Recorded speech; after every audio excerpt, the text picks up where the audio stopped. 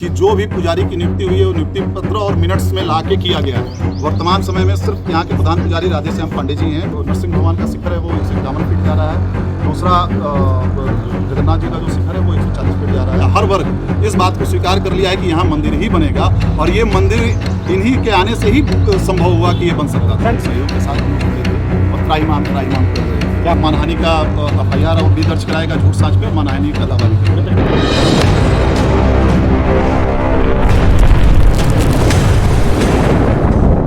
Shailesh Tripathi, trust Shri Jagannath ji का सचिव। आरोप लगाने वाले कल जो गए थे, एक कोई केसरिया संस्थान के नाम पे मैं देख रहा हूँ कि उसमें है, और कृष्णानंद पांडे जी हैं जो यहाँ के कुछ 3-4 लोगों को लेकर ज्ञापन देने गए थे, और एक यहीं पे बड़े ही विचित्र प्राणी और उनको मायावी टाइप का ही कहिए कि जो पूरी बात करके और शिक्षा से सब कुछ राजी होने के बाद उनके सहयोग के साथ हम लोग खड़े थे और त्राहीमाम कर रहे थे। अब ये तो मनसा वो कहाँ से फीडिंग हो रही है और कौन से लोग क्या उनको कहे हुए हैं। मनसा जो पूरे प्रकरण का मुझे जो समझ में आता है सिर्फ यही कि एक प्रेशर क्रिएट करके ज़्यादा से ज़्यादा धन उगाई।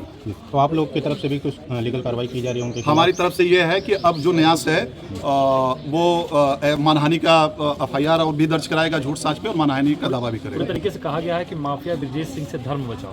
क्या लगता है कि धर्म खतरे में? ये काशी का अब पूरा समाज इस चीज़ को स्वीकार कर लिया है। अभी तक जब तक 1 तारीख का शिलान्यास कार्यक्रम नहीं हुआ था, तमाम तरह का झूठ प्रचार ये समाज में फैलाया जा रहा था कि यहाँ पे होटल बनेगा, कब्जा कर लेंगे, इतने करोड़ की प्रॉपर्टी है।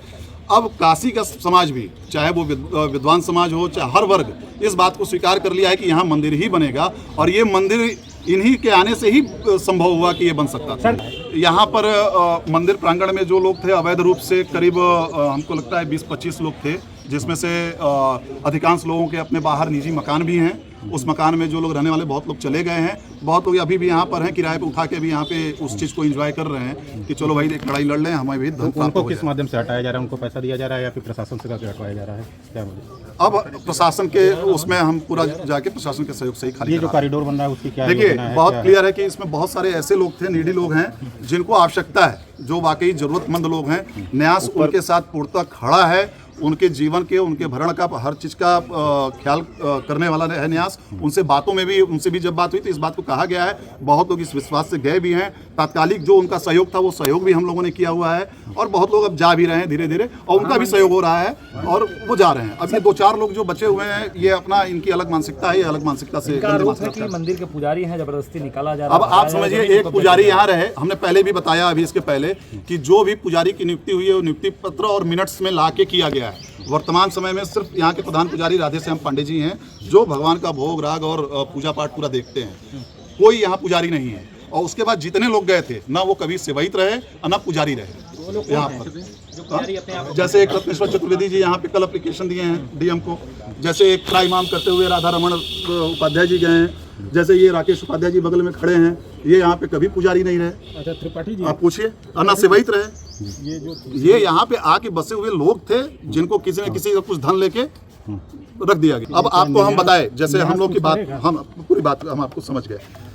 मैंने अभी जैसे बताया आपको कि इसमें अधिकांश लोगों के अपने मकान बना लिए सक्षम लोग हैं, ठीक है। वो लिस्ट भी प्रशासन के पास है, किनके मकान है, कहाँ है, फोटोग्राफ के साथ है। दूसरा, बहुत लोग बहुत अच्छे कार्य कर रहे हैं। इसमें करीब 10 से 15 लोग ऐसे हैं कि जो वाकई में ज़रूरतमंद हैं इनसे, और हमसे पहले लोग, इसके पहले लोग कहे कि जब सारी बातें तय हो गई कि हमारे लिए रेंट ढूंढ दीजिए, हम ढूंढ नहीं पा रहे हैं, हम तो रेंट भी ढूंढ लिए। उदाहरण के तौर पे बगल में है, इन्होंने कहा कि 1 BHK हमको दिला दीजिए, मैं अकेला हूँ, मैं जाऊँगा। इनका तय था कि मैं इनको हर महीने दूंगा और यहाँ पे न्यास में भी मैं करूँगा, लेकिन फिर ये बाद में इनका दिमाग पलटा, कहे कि हमको हिमांशु मिश्रा जी जब कहेंगे तब हम हटेंगे। लेकिन उनको भगवान ने सद्बुद्धि दी, वो जाने को तैयार हैं, स्वेच्छा से वो जा रहे हैं।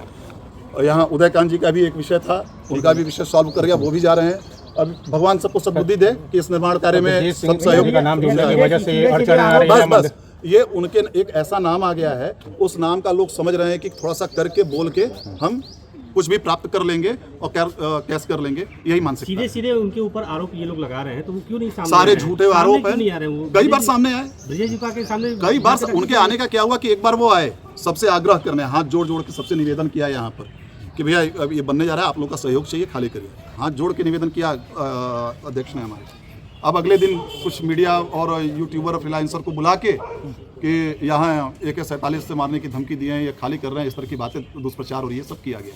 तो एक नाम होता है, उस नाम का जो दुष्प्रचार है ये लोग उसी का सोच रहे हैं कि करके जाए। क्या योजना है? सच्चाई सत्य नहीं दबती है। कितने कल भी वही आरोप लगाया गया था। क्या योजना? अभी जो वर्तमान प्रेजेंट टाइम में हमारा जो गर्भगृह के सारे हमारे शासन प्रशासन और यहाँ के जो संभ्रांत जनता थी सबसे बात करने का, हम 108 फीट का पहले पास किए थे। 1 तारीख को शिलान्यास था, 26 तारीख को ये नई बातें आ गई। तो हमारा अभी पूरा इसमें ड्राइंग डिज़ाइन का वर्क चल रहा है, करीब करीब वो कंप्लीट है। वो सब जब कंप्लीट हो जाएगा तो एक बार हम पुनः आप लोगों के समक्ष आएंगे रख के।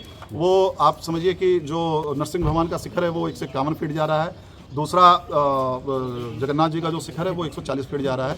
एक और बात कि जैसे यहाँ पे मैंने सुना कि विग्रह तोड़ रहे हैं, विग्रह हटा रहे हैं, इस तरह की भ्रामक चीज़ें झूठ प्रचार की जा रही हैं।